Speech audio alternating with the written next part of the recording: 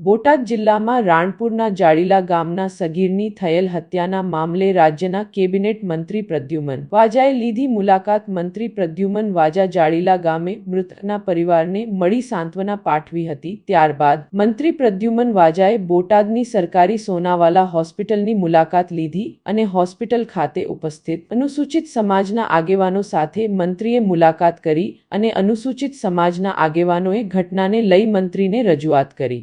સમાજની અલગ અલગ માંગણીઓને મંત્રીએ સ્વીકારીને કડકમાં કડક કાર્યવાહી કરવાની ખાતરી આપતા મામલો થાળે પડ્યો છે અને અનુસૂચિત સમાજ દ્વારા સગીરના મૃતદેહને સ્વીકારવાનો નિર્ણય કર્યો છે।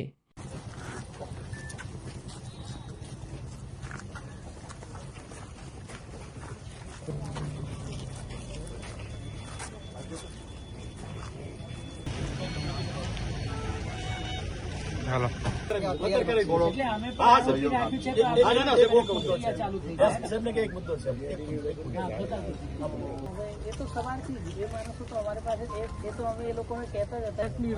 જેટલી ઝડપી મળે એટલું વ્યવસ્થા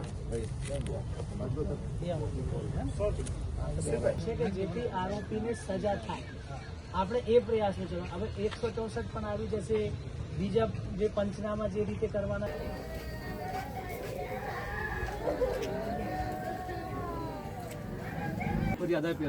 નામ તો સાહેબ ત્યાં સોનાવાલામાં એસપી સાહેબ છે એના માટે જ આવે છે કે મને જે જવાબદારી બીજું એક પીપી તરીકે તમારે કોને મૂકાયું તમે નામ આપો નામ લખીને આપો પીપીનું મારે ઉપર વાત થઈ ગઈ આપજો તો બરાબર। બાકી તમે સાહેબ એમને જો શક્ય હોય કે નોકરી મળતી હોય અર્થની માંગ છે અને પોલીસ ખાતું અમારા સહકારમાં છે પૂરેપૂરું અને મદદ કરી છે।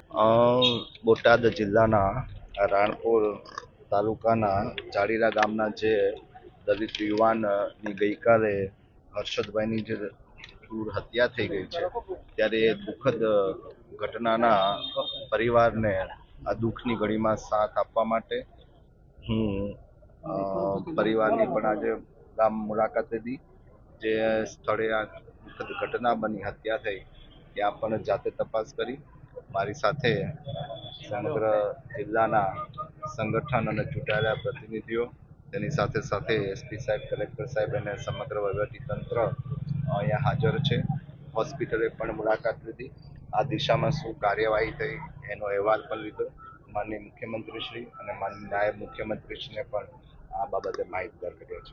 કલેક્ટર બોટાદ સાહેબશ્રી, એસપી સાહેબશ્રી અને કેબિનેટ મંત્રી શ્રી પ્રદ્યુમન વાજા સાહેબ આવી અને જે કંઈ બી અમારી માંગણીઓ હતી એ બધી જ માંગણીઓ લેખિતની અંદર એમને આપેલું છે કે જમીન બાબતનું જે કંઈ બી છે, પીપી, સ્પેશિયલ પીપી અને જે માંગણીઓ બધી પૂરી કરી દીધેલી છે। એટલે અમે મીડિયાકર્મી આ કામ, આ જે બનાવ બન્યો હતો એની અંદર પોલીસ પ્રશાસન અને તમામનો જેને સપોર્ટ કર્યો એમનો ખૂબ ખૂબ આભાર માનું છું। હું જગદીશભાઈ ચાવડા આજે સોનાવાલા હોસ્પિટલની અંદર જે જાડીલા ગઈકાલે બનાવ બન્યો હતો એ બાબતમાં માનનીય સમાજ કલ્યાણ મંત્રી વાજા સાહેબ, ડીએસપી, કલેક્ટર સાહેબની હાજરીમાં દલિતના જે આ હત્યારાઓ છે એની ધરપકડ, જમીનની માગણી અને પ્રોટેક્શન અને પીપીની નિમણૂક આપી, આ તમામ મુદ્દાઓની અમને ખાતરી આપી છે માનનીય મંત્રીશ્રીએ કલેક્ટરની હાજરીમાં। અને ફરીવાર આવા બનાવ નહીં બને એની પણ ખાતરી આપી છે। તો અમે જે ડેડ બોડી સ્વીકારીની વાત હતી એ અમે સવારે 10 વાગે અહીંથી બોડી લઈ લેવાના છીએ અને વિધિ કરવાના છીએ। આજ રોજ અધિકારીની હાજરીમાં માનનીય મંત્રીશ્રીએ જે અગાઉ જમીન દલિતોને મળતી નહોતી એ હવે મળશે એવી અમને ખાતરી આપી છે।